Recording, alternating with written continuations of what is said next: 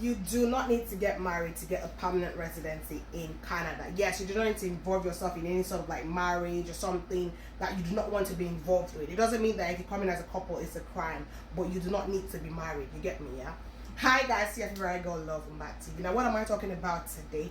There are certain misconceptions that people have. They say, oh, I need to have family members before I can qualify for Canada Express Entry Pool. No, you do not. If you do, it gives you more points for sure. But if you do not, it is absolutely fine. It was absolutely fine for me, and it will be absolutely fine for you. Yes, you heard me right. You do not need to have special connections. It's not like you need an agent or you need to know the Prime Minister or anything like that. No. You can actually start the process on your own. Now, there's nothing wrong if you want to use an agent, if you can afford it. But then you need to follow up as well. So don't just think, oh, you're using an agent, you just go home and sleep. You need to follow up to know the stories that they're coming up with, to know everything, where they're getting the documents. Because obviously you need to submit a lot of documents. So at the end of the day, the last stages, I'm not even going to talk about it now because there's a lot of documentation. You need to actually bring your work experience, like obviously like your pay stub, you know, over time. They call it pay stub here in the UK.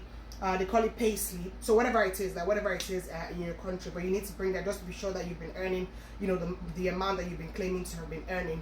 You need to have a specific amount in your bank account as well. Not too much, but just something that will be okay, depending on the number of families, or something that will be okay for you and, you know, whoever your dependent is, or just okay for you as one person. But for you to get into the pool, these are the few things that you need to get. Your IELTS is the English exam. Now, if you're not doing IELTS, there are other exams that you can do as well. But personally, I recommend IELTS if you can. It's a difficult exam, but it is very possible to pass. I mean, it's an English exam, right? There's reading, writing, listening, and speaking. So just do your best to pass all of it. And when you pass all of it, at least give yourself a deadline of, if I get 7.5, then I'm good enough to be in the pool. Just give yourself that. Like, it doesn't mean if you get lower, it's a problem, but it's just easier for you if at least you get 7.5. So in case maybe Ontario is nominating, you never can tell if you're into the field that they need, they can actually just pick you out from the pool. Now, your worst evaluation of your degree, so it could be undergraduate degree, it could be master's, it could be PhD.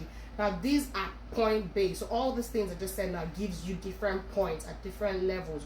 But once you have all of this put together, and of course the amount that you're going to be coming, because it will ask you that when you're like filling in for the express entry pool, you can actually join the pool. Work experience obviously is number one, because at least you need to have worked, you need to work for like 1 year, at least 1 year in that field, maybe in your home country or wherever you're coming from. So once you have all of this together, you go online and search for the express entry pool.